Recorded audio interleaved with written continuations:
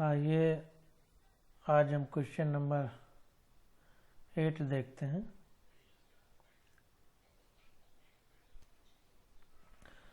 तो देखते हैं, ऐसा प्रकाश जिसकी तरंगदैर्घ्य 4000 पिकोमीटर हो और जो 1 जूल ऊर्जा दे के फोटॉनों की संख्या बताइए। तो हमको एनर्जी E दे दिया है 1 जूल और लैम्डा दे दिया है 4000 पिकोमीटर। अब E = hc/लैम्डा फार्मूला होता है, h प्लैंक का कांस्टेंट है, तो प्लैंक कांस्टेंट की वैल्यू रख देंगे। तो देखिए यहाँ पर कितनी ऊर्जा है वो निकल आएगा, और अगर हमको एक फोटॉन की ऊर्जा पता हो तो हम फोटॉनों की संख्या निकाल सकते हैं। तो यहाँ पर देखिए वही फार्मूला लगाया कि E = hν = hc/लैम्डा ये होता है, पीछे कई बार आप लोग पढ़ चुके हैं। तो यही फार्मूला लगाया। h मतलब प्लैंक कांस्टेंट है, 6.625 × 10⁻34 इसकी वैल्यू होती है। प्रकाश का वेग 3 × 10⁸ मीटर प्रति सेकंड होता है। लैम्डा की वैल्यू दे दिया है 4000 पिकोमीटर, यानी 4000 × 10⁻12 मीटर, क्योंकि 1 मीटर में 10⁻12 ये 10⁻12 पिकोमीटर होता है। तो इसको मीटर में बदल लिया। अब इसको सॉल्व किया तो आ गया 4.9687 × 10⁻17 जूल। अब इतने जूल एनर्जी आ गई। अब अगर हम इसको 1 जूल में बताएं, 1 जूल तो मतलब इतने जूल हो गई ऊर्जा। तो अगर हमको फोटॉनों की संख्या निकालना है तो जैसे पीछे हम लोग पहला क्वेश्चन किए थे कि इतने ग्राम द्रव्यमान है 1 इलेक्ट्रॉन का, तो 1 ग्राम में कितने इलेक्ट्रॉन होंगे, तो 1/, उतना कर दिए थे जितने ग्राम पूरे थे इलेक्ट्रॉन। तो इतने जूल पूरा फोटॉन है, तो 1 जूल में कितने फोटॉन होंगे, तो 1/, इतना पूरा जूल कर दिया। तो 1 जूल ऊर्जा दे सके तो फोटॉनों की संख्या पूछ रहा है, तो 1 जूल में कितना है, इतने जूल हमारी पूरी एनर्जी आई। तो 1 जूल में कितने फोटॉन होंगे, तो 1/, ने पूरी एनर्जी कर दिया, पूरी ऊर्जा जितनी थी उसको कर दिया। तो आ गया 2.012 × 10⁻16 फोटॉन। तो इतने फोटॉन होंगे 1 जूल में। अतः फोटॉनों की अभीष्ट संख्या 2.012 × 10⁻16 फोटॉन हो जाएगी। क्वेश्चन नंबर 9 देखते हैं। कह रहा है यदि 4 × 10⁻7 मीटर तरंग दैर्घ्य यानी लैम्डा वाला एक फोटॉन 2.13 इलेक्ट्रॉन वोल्ट का कार्यफलन वाली धातु की सतह से टकराता है। ये वर्क फंक्शन यानी कार्यफलन इतने इलेक्ट्रॉन वोल्ट है। अब वोल्ट में बदलेंगे तो इलेक्ट्रॉन का जो आवेश होता है उससे इसमें गुणा कर देंगे। तो कह रहा है फोटॉन की ऊर्जा कितनी होगी, उत्सर्जन की गतिज ऊर्जा कितनी होगी, और प्रकाशीय इलेक्ट्रॉन के वेग का परिकलन कीजिए। 1 इलेक्ट्रॉन वोल्ट बराबर 1.602 × 10⁻19 जूल। 1 इलेक्ट्रॉन की जो ऊर्जा है वही उसने लिख दिया। तो लैम्डा हमको दिया है क्वेश्चन में 4 × 10⁻7 मीटर। वर्क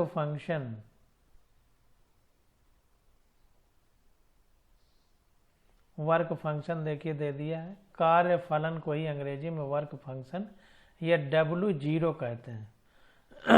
W0 ये कितना है, 2.13 इलेक्ट्रॉन वोल्ट, 2.13 इलेक्ट्रॉन वोल्ट। अब देखिए पीछे हमने पढ़ा था, तो अब आप लोग भूल गए होंगे तो हम बता दे रहे हैं कि कोई धातु की सतह है, मान लीजिए धातु की सतह है इस तरह से, इसमें कोई जो है फोटॉन पार्टिकल टकरा रहा है, ये फोटॉन टकराता है तो इसकी सतह से इलेक्ट्रॉन निकलेंगे। कब निकलेंगे? जब फोटॉन की ऊर्जा इलेक्ट्रॉन को निकालने वाली ऊर्जा से ज़्यादा होगी तभी इलेक्ट्रॉन निकलेगा। तो जब फोटॉन टकराता है तो इससे इलेक्ट्रॉन को गतिज ऊर्जा देने में, यानी इसमें जो इलेक्ट्रॉन है न्यूक्लियस के आकर्षण बल से जो बंधा हुआ है तो उससे छुड़ाने में कुछ ऊर्जा खत्म हो जाती है। तो धातु से इलेक्ट्रॉन को छुड़ाने में जो ऊर्जा खत्म होगी उसी को कार्यफलन कहते हैं। तो जब भी हम गतिज ऊर्जा निकालेंगे इलेक्ट्रॉन की तो इतनी ऊर्जा घटाना पड़ेगा, क्योंकि इतनी ऊर्जा खत्म हो जाती है केवल इसको धातु की सतह से बाहर निकालने में, नाभिक के आकर्षण से जो धातु में परमाणु है। तो W0 हमको दे दिया कार्यफलन, वो क्या होता है हमने बता दिया आपको। अब आगे देखते हैं। तो अगर हमको ऊर्जा निकालनी है फोटॉन की तो ऊर्जा E बराबर hc/λ होता है। तो H की वैल्यू हमारी 6.625 × 10⁻34 होती है। प्रकाश का वेग 3 × 10⁸ मीटर पर सेकंड होता है। लैम्डा की वैल्यू हमको दे दिया है 4 × 10⁻7। तो ये आ गया हमारा 4.97 × 10⁻19 जूल। अब 1 इलेक्ट्रॉन वोल्ट बराबर इतने जूल होता है, तो इतने जूल बराबर कितने इलेक्ट्रॉन वोल्ट होगा, तो इतने का भाग दे दिया, तो आ गया 3.10 इलेक्ट्रॉन वोल्ट।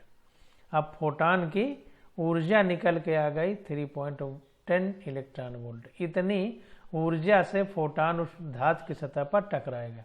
अब देखिए, अब हमने बताया था कि अब अगर इलेक्ट्रॉन जो निकलेगा उसकी गतिज ऊर्जा पूछ ले तो इतना इलेक्ट्रॉन वोल्ट तो धातु खा जाती है, क्योंकि हमें नाभिक के आकर्षण से इलेक्ट्रॉन को बाहर निकालना है फोटॉन की बमबारी करके, फोटॉन को बार बार उस पर टकरा के। तो जब बाहर निकालेंगे तो इतना धातु खा जाएगी, तो गतिज ऊर्जा, इस ऊर्जा में इतना घटाने के बाद जो बचेगी वही ऊर्जा इलेक्ट्रॉन को में गतिज ऊर्जा के रूप में बदल जाएगी। तो उसको देखते हैं।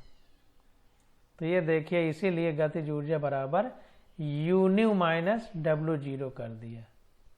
तो ये गतिज ऊर्जा जो हमने ऊर्जा फोटॉन की निकाली है Hν होना चाहिए था, ये U लिखा है, ये Hν होगा और ये Hν 0 होगा। पीछे हम लोग पढ़ते नहीं थे, H को कॉमन ले लेता था फिर न्यू माइनस न्यू 0 हो जाता था। तो ये हमारा हो गया। तो Hν हमारी जो है वो फोटॉन की ऊर्जा 3.10 इलेक्ट्रॉन वोल्ट हमने निकाला है, और कार्यफलन कितना है 2.13 इलेक्ट्रॉन वोल्ट। क्योंकि इतना धातु खा जाती है इलेक्ट्रॉन को बाहर निकालने में इसलिए इतना ऊर्जा खत्म हो जाएगी केवल इलेक्ट्रॉन को निकालने में। तो जो गतिज ऊर्जा होगी वो इसमें से इतना जो खा गया धातु उसको घटा देंगे तो इलेक्ट्रॉन की गतिज ऊर्जा आ जाएगी। तो ये आ गया 0.97 इलेक्ट्रॉन वोल्ट। अतः उत्सर्जन की गतिज ऊर्जा कितनी होगी 0.97 इलेक्ट्रॉन वोल्ट, जो इलेक्ट्रॉन उत्सर्जित होंगे। अब देखिए, आगे हमसे पूछ रहा है कि गतिज ऊर्जा, देख लेते हैं क्वेश्चन में क्या पूछ रहा है। कह रहा है उत्सर्जन की गतिज ऊर्जा। अब फोटॉन की ऊर्जा निकाल लिया, ये उत्सर्जन की गतिज ऊर्जा हमने निकाल लिया ये। अब तीसरा क्वेश्चन पूछ रहा है प्रकाशीय इलेक्ट्रॉन के वेग का परिकलन कीजिए। तो अब चूंकि ये गतिज ऊर्जा है फोटॉन की, ये इलेक्ट्रॉन जो निकला धातु से उसकी गतिज ऊर्जा है, तो गतिज ऊर्जा बराबर होता है ½ mv²। काइनेटिक एनर्जी अंग्रेजी में बोलते हैं गतिज ऊर्जा को। तो गतिज ऊर्जा का फार्मूला होता है ½ mv², और स्थितिज ऊर्जा का फार्मूला होता है mgh, जहाँ m हमारा द्रव्यमान है, g गुरुत्वीय त्वरण है, h ऊंचाई है। और गतिज ऊर्जा का फार्मूला होता है ½ mv², जहाँ m द्रव्यमान है, v हमारा वेग है। तो अब हमको वेग निकालना है जो इलेक्ट्रॉन है, तो v इधर आ जाएगा, v² = 2 इंटू ये काइनेटिक एनर्जी अपान मास।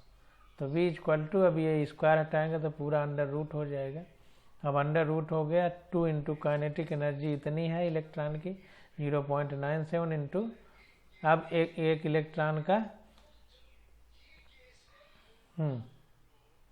तो इंटू काइनेटिक एनर्जी। अब ये देखिए इलेक्ट्रॉन वोल्ट में है, जूल में बदलना है तो 1.602 इंटू 10⁻⁻19 का गुणा कर दिया जूल में बदलने के लिए। क्यों? क्योंकि एक इलेक्ट्रॉन वोल्ट इक्वल टू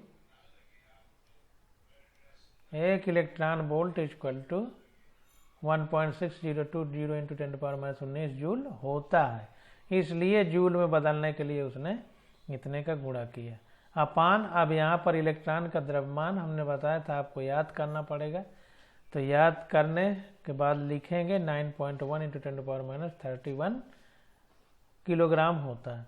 तो ये आ जाएगा सॉल्व करने पे 5.84 इंटू 10⁻5 मीटर पर सेकेंड। ये गतिज ऊर्जा हो जाएगी जो इलेक्ट्रॉन उस सतह से फोटॉन के टकराने के बाद जो इलेक्ट्रॉन उस सतह से धातु की सतह से निकलेगा। अब आगे आ जाते हैं,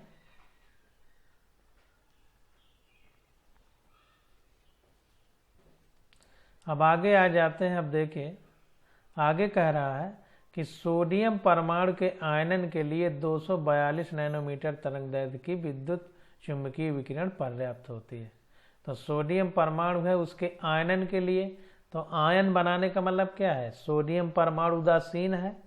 मान लीजिए ये नाभिक है, ये पूरा सोडियम परमाणु है, उसकी ये कक्षाएं हैं, 11 इलेक्ट्रॉन होते हैं, यानी 11-23 होता है इसका फार्मूला।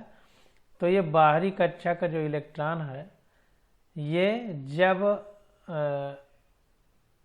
चुंबकीय विकिरण मतलब मैग्नेटिक रेज का इस पे बमबारी होती है, टकराती हैं, तो ये ऊर्जा लेकर के उनसे ये बाहर निकल जाएगा एक इलेक्ट्रॉन।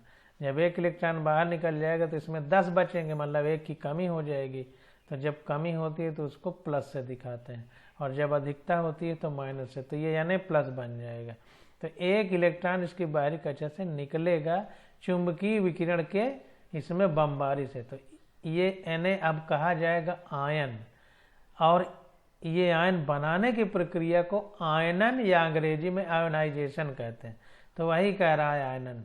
तो सोडियम परमाणु के आयनन के लिए 242 नैनोमीटर तरंगदैर्घ्य की विद्युत चुंबकीय विकिरण पर्याप्त होती है। तो सोडियम की आयनन ऊर्जा किलो जूल प्रति मोल में ज्ञात कीजिए। तो हमको अब आयनन ऊर्जा यानी आयोनाइजेशन एनर्जी निकालना है। तो लैम्डा हमको दे दिया है नैनोमीटर में, इसको मीटर में बदल लिया तो 10⁻⁻9 का गुणा कर दिया। अब आयनन ऊर्जा का है, या मान लो फोटॉन टकरा रहा है तो जो इलेक्ट्रॉन निकल रहा है उसकी ऊर्जा का है। तो ये हो गया हमारा E बराबर hc/λ। तो यह हमको पता है 6.625 × 10⁻⁻34 प्रकाश का वेग 3 × 10⁸ अपान लैम्डा हमको ये दे दिया है 242 × 10⁻⁹। तो ये सॉल्व करने पे आ गया 0.0821 × 10⁻17 जूल। अब किलो जूल प्रति मोल में बताना है, प्रति मोल। ध्यान दीजिए, यही सब लोग गलती करते हैं। ये जो ऊर्जा आई हमारी, ये सोडियम के एक परमाणु के लिए। अब प्रति मोल के लिए हमको बताना है, तो एक मोल में 6.023 × 10⁻23 परमाणु होंगे। तो इसलिए इतने का जब गुणा कर देंगे तो एक मोल के लिए आ जाएगा। तो एक मोल के लिए तो 6.02 × 10⁻23 का गुणा कर दिया, और चूंकि ये जूल है, किलो जूल में बदलना है, तो 1000 का भाग दे दिया तो किलो जूल में बदल गया। ग्राम है, किलो में बदलना है तो 1000 का भाग देते थे, तो यहाँ कुछ नहीं तो मतलब ग्राम ही रहा होगा। तो उसी तरह किलो में बदलना है तो 1000 का भाग दे दिया तो किलो जूल प्रति मोल आ गया। तो ये आ गया 5.50902 × 10⁻3 किलो जूल प्रति मोल, यानी 509 किलो जूल प्रति मोल। अतः सोडियम की आयनन ऊर्जा 509 किलो जूल प्रति मोल होगी।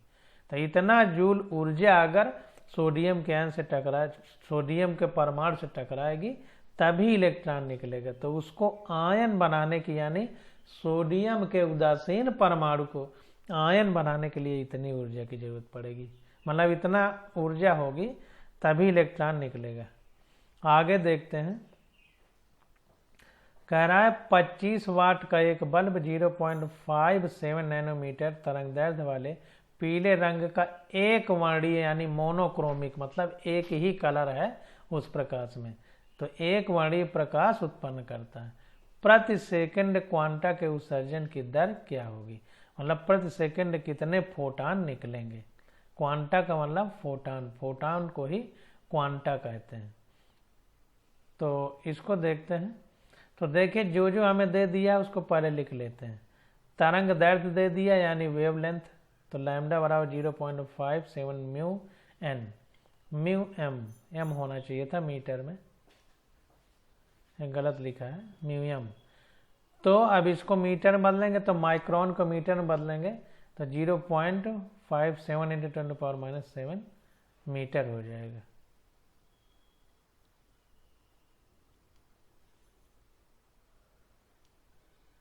ये देखिए बहुत गलत लिखता है। माइक्रोन में बदलने के लिए माइक्रोन मीटर बदलने के लिए 10⁻⁶ का गुणा होगा, 7 का नहीं। तो इन चीज़ों को ध्यान दीजिए, काफ़ी जो है हिंदी वाले सिस्टम में गलत है। तो 10⁻, तभी हम रुके कि यहाँ पर गलत है, ये 6 होगा माइनस में, तब ये माइक्रोन में बदल जाएगा। यहाँ भी 6 कर लीजिए। तो ये हमारा लैम्डा बदल गया मीटर में यानी तरंग दैर्ध्य या वेवलेंथ। अब फोटान की ऊर्जा E बराबर h न्यू बराबर hc/लैम्डा, ये हमको पता है। तो ऊर्जा निकाल लेंगे तो हो जाएगा, h की वैल्यू प्लैंक कांस्टेंट है 6.62 × 10⁻⁴ मीटर होती है, 34 किलो जूल या जूल होती है, जूल इंटू सेकेंड इसका जो मात्रक हो। और प्रकाश का वेग 3 × 10⁸ होता है और लैम्डा हमको दे दिया है 0.57 × 10⁻⁶ मीटर। तो ये आ गई फोटान की ऊर्जा 3.48 × 10⁻⁹ जूल, इतनी आ गई। अब देखिए फोटान की ऊर्जा जो हमको चाहिए उत्सर्जन के लिए,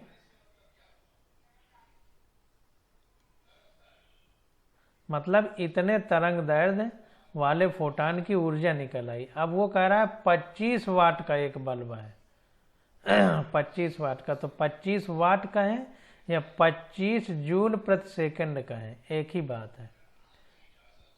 क्यों एक ही बात है? क्योंकि वाट जो है ये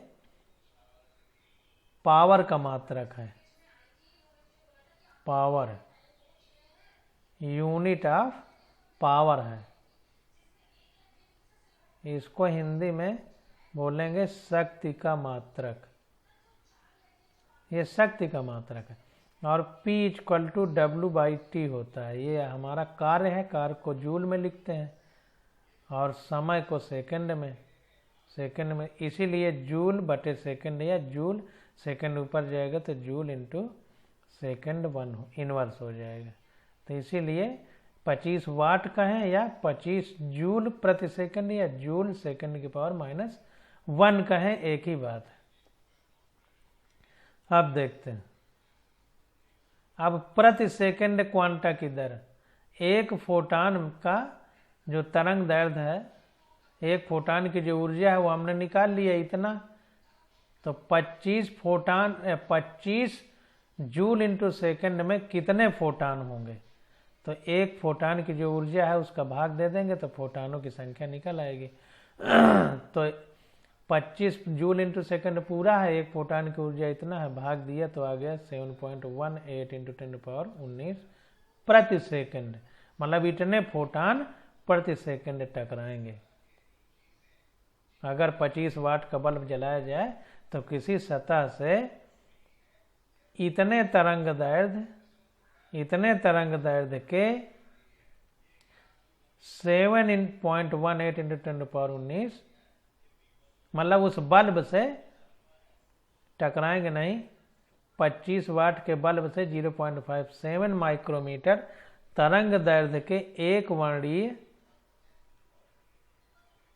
7.18 × 10⁻⁹ फोटान प्रति सेकंड निकलेंगे उस बल्ब से। इस तरह हम लोग क्वेश्चन को करेंगे। आगे देखते हैं, कह रहा है कि किसी धातु की सतह पर 6800 एंगस्ट्रॉम तरंग दैर्ध्य वाली विकिरण डालने से शून्य वेग वाले इलेक्ट्रॉन उत्सर्जित होते हैं। धातु की देहली आवृत्ति ν0 और कार्यफलन W0 ज्ञात कीजिए। देहली आवृत्ति मतलब अंग्रेजी में थ्रेशोल्ड फ्रीक्वेंसी, और कार्यफलन W0 का मतलब वर्क फंक्शन। तो हमने बताया था कि शून्य वेग वाले इलेक्ट्रॉन उत्सर्जित होते हैं, मतलब पूरी जो भी ऊर्जा उस सतह से टकरा रही है जो फोटॉन के पास है, तो उस फोटॉन के पास इतनी ऊर्जा नहीं है कि सतह से इलेक्ट्रॉन को निकाल के बाहर वेग दे सके, इतनी ऊर्जा नहीं है, मतलब केवल निकाल पा रहा है उसकी सतह से। इसका मतलब पूरी कार्यफलन में खर्च हो जा रही है, जिसको वर्क फंक्शन कहते हैं। बाहर धातु की सतह से के परमाणु के आकर्षण से इलेक्ट्रॉन को बाहर निकालने के लिए जो ऊर्जा लगती है उसी को कार्यफलन कहते हैं। मतलब उस कार्य का कोई फल मिलेगा कि नहीं ये बाद में पता चलेगा। तो गतिज ऊर्जा बराबर कितनी होगी? गतिज ऊर्जा हमारी होती है जो ऊर्जा हो फोटॉन की, उसमें कार्य फलन को घटा देंगे, क्योंकि इतनी तो सतह से निकालने में खर्च हो जाती है, तो इसको घटा देंगे। अगर सीधा सीधा जैसे हम बता रहे हैं समझा जाए तो कोई फार्मूला याद करने की जरूरत नहीं, आप सीधे ही लिख सकते हैं। तो गतिज ऊर्जा बराबर इतनी फोटॉन की कुल ऊर्जा माइनस कार्यफलन, तभी तो उतनी ही गतिज ऊर्जा बचेगी जो कार्यफलन में खर्च हो गए, उसको घटा दें तो फोटॉन की जितनी ऊर्जा बचेगी वो ऊर्जा उस इलेक्ट्रॉन को गति प्रदान करेगी। तो इसीलिए गतिज ऊर्जा बराबर hν माइनस hν0।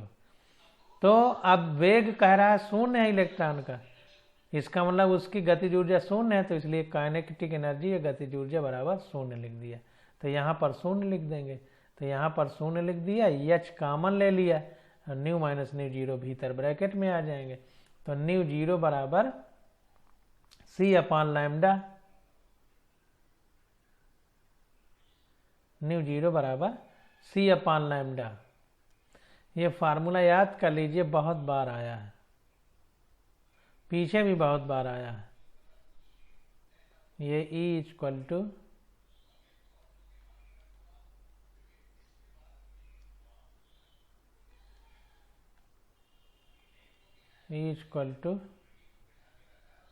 hν होता है और E बराबर hc अपान लैम्डा होता है, तो बराबर hν हो जाएगा। यही इसके बराबर होता है और यही इसके बराबर होता है। तो यहाँ पर देखिए H कट जाएंगे, तो ν equal to C upon lambda आ जाएगा। तो आप चाहें तो हर चीज़ निकाल सकते हैं। अब कार्य फलन के लिए ν0 होता है, तो ν0 बराबर C अपान लैम्डा हो जाएगा। अब C हमारा प्रकाश का वेग है, तो 3 × 10⁸ आ जाएगा, और लैम्डा हमको दे दिया है 68 एंगस्ट्रॉम, इसको मीटर में बदलेंगे तो 10⁻⁻10 का गुणा हो जाएगा। तो ये आ गया 4.41 × 10⁻14 प्रति सेकंड। आवृत्ति का मात्रक प्रति सेकंड होता है, तो प्रति सेकंड हो जाएगा। तो देहली ऊर्जा हमारी, अरे देहली आवृत्ति यहाँ होना चाहिए, बहुत गलत लिखता है। देहली आवृत्ति हमारी आ गई 4.41 × 10⁻14 प्रति सेकंड आ गई। अब कार्यफलन W0 बराबर hν0 हो जाएगा, hν0। तो H हमारा प्लैंक कांस्टेंट है, तो 6.62 × 10⁻14, ν0 की वैल्यू हमने निकाल लिया 4.41 × 10⁻14 जूल। तो ये आ गया 2.91 × 10⁻19 जूल। इतना जूल ऊर्जा सतह खा जाएगी, इतनी जूल ऊर्जा जब फोटॉन इससे टकराएगा, फोटॉन यानी hν टकराएगा इससे, तो ये सतह धातु की खा जाएगी। इसके बाद इलेक्ट्रॉन निकालने में जो ऊर्जा बचेगी उससे इलेक्ट्रॉन निकलेगा, और वही ऊर्जा इलेक्ट्रॉन में गतिज ऊर्जा के रूप में इकट्ठा होगी। तो धातु की देहली आवृत्ति यानी थ्रेशोल्ड फ्रीक्वेंसी हमारी आ गई 4.41 × 10⁻14 प्रति सेकंड। कार्य फलन आ गया, चूंकि कार्य जूल में लिखा जाता है तो कार्य फलन का भी मात्रक जूल होगा, तो 2.91 × 10⁻19 जूल आ गया। अगला क्वेश्चन देखते हैं। कह रहा है जब हाइड्रोजन परमाणु के n बराबर 4 ऊर्जा स्तर से n बराबर 2 ऊर्जा स्तर में इलेक्ट्रॉन आता है तो किस तरंग दैर्ध्य का प्रकाश उत्सर्जित होगा। तो n बराबर 4 से n बराबर 2 में आ रहा है, तो देखिए किस तरंग दैर्ध्य का प्रकाश उत्सर्जित होगा। पीछे सारे फार्मूले हम लोग पढ़ चुके हैं, नहीं याद है तो इन फार्मूलों को याद करिए। तो ये फार्मूला आ गया न्यू बार इक्वल टू हमारा R mod of 1/n1 square minus 1/n2 square. ये हमारा फार्मूला होता है, ये तरंग संख्या हो जाएगी, न्यू बार तरंग संख्या होती है। तो R हमारा रिडबर्ग कांस्टेंट है जिसकी वैल्यू होती है 109677। ये रिडबर्ग कांस्टेंट की वैल्यू है और इसको याद कर लीजिए। ये देखिए डायरेक्ट लिखे जा रहे हैं, तो जो वैल्यू है इसको अपनी एनसीईआरटी के बुक में ऊपर जो जगह छूटी रहती है उसके बाद लिखना शुरू करता है किताब वाला, तो उसके ऊपर सब लिखते जाइए। कोई नोट्स नहीं बनाना, केवल एनसीईआरटी बुक ही हमारा नोट्स है, उसी में सारी चीज़ें लिखेंगे। तो ये रिडबर्ग कांस्टेंट की वैल्यू हो गई 109677। अब ये मॉड ऑफ यानी ब्रैकेट में यहाँ बंद है, चाहे बड़े कोष्ठक में आप लोग बंद कर सकते हो, तो बड़े कोष्ठक में बंद कर दिया। 1/2 का स्क्वायर, ये n1 है, ये n2 है, ये n2 है, तो ये n2 हमारा 4 है, n1 हमारा 2 है। ध्यान दीजिए, देखिए कब n1 n2 कैसे लिखते हैं। कह रहा है जब हाइड्रोजन परमाणु के n बराबर 4 ऊर्जा स्तर से n बराबर 2 ऊर्जा स्तर में इलेक्ट्रॉन आता है, तो 2 में आ रहा है, कहाँ से? 4 से 2 में आ रहा है।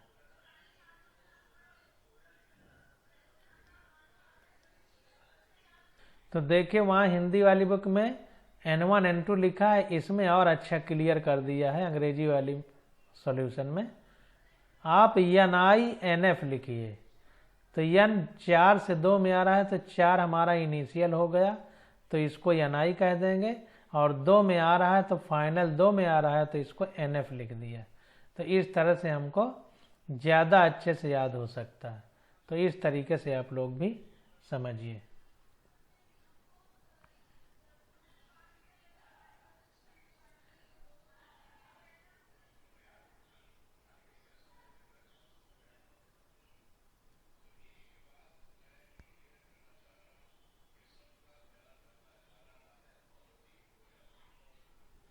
यहाँ पर देखिए अंग्रेजी वाली बुक को देखिए, इसमें थोड़ा गड़बड़ी दिया है।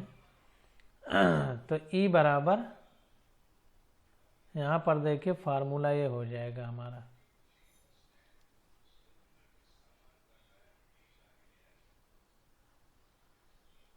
इसने पूरा R नहीं लिखा, रिडबर्ग कांस्टेंट नहीं लिखा, पूरा इसने जो है सॉल्व करके इतना फार्मूला ही बना दिया 2.18 × 10⁻18।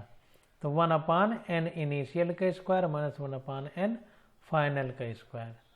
तो अब देखते हैं, इनिशियल 4 से 2 में आ रहा है, तो यहाँ पर देखिए इसने इनिशियल 4 है, फाइनल 2 है, तो E बराबर 2.18 × 10⁻18, तो 1/n इनिशियल 4 का square minus 1/2 final n final 2 का स्क्वायर। सॉल्व किया तो आ गया E बराबर -4.0875 × 10⁻19 जूल, ये ऊर्जा आ गई। The negative sign indicate the energy of emission. जो ये निगेटिव साइन लगा है, ऋणात्मक चिन्ह है, तो वो कह रहा है कि ये इंडिकेट कर रहा है, ये बता रहा है कि ऊर्जा का इमिशन हो रहा है, मतलब ऊर्जा निकल रही है। अब वेवलेंथ ऑफ लाइट, अगर तरंग दैर्ध्य निकालना है, वेवलेंथ का मतलब तरंग दैर्ध्य, तो तरंग दैर्ध्य का फार्मूला क्या होगा? E बराबर hc/λ, तो लैम्डा बराबर hc/E हो जाएगा। तो क्योंकि E बराबर hc/λ होता है, उसने ये बता दिया। तो अब जो है substituting the value in the given expression of lambda, तो कह रहा है कि जो लैम्डा का एक्सप्रेशन यानी सूत्र दिया गया, इसमें सारी वैल्यू रखेंगे। तो प्लैंक कांस्टेंट H हमको पता है 6.626 × 10⁻34, प्रकाश का वेग 3 × 10⁸ अपान E की वैल्यू हम लोग निकाल चुके हैं 4.8631 × 10⁻⁷ मीटर आ जाएगा सॉल्व करने पे, जब भी हम लोग ऊर्जा की वैल्यू यहाँ रख देंगे। तो ये सॉल्व करने पे आ गया 486.3 × 10⁻⁹ मीटर, या नैनोमीटर में बदलेंगे तो ये पूरा हट जाएगा। तो 486 लगभग लिख दिया, 0.3 को हटा दिया, 486 नैनोमीटर। तो ये हमारा आंसर हो जाएगा।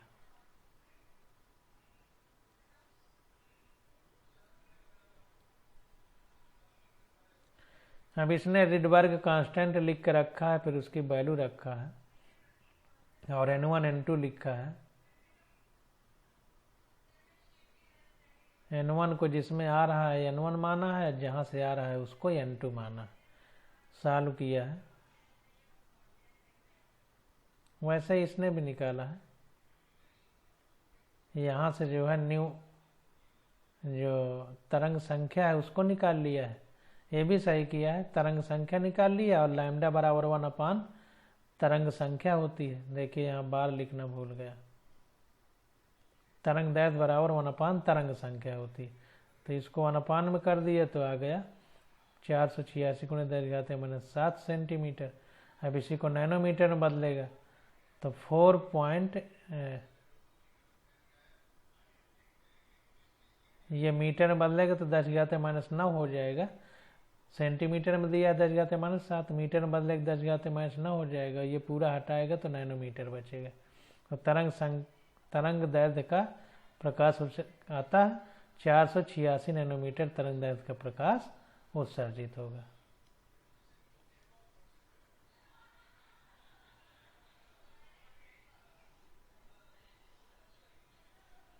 अब देखिए हमारे पास आ गया क्वेश्चन नंबर 14। अब इसको अगले लेक्चर में हम लोग स्टडी करेंगे। ऐसे धीरे धीरे सारी चीज़ों को समझते चलिए।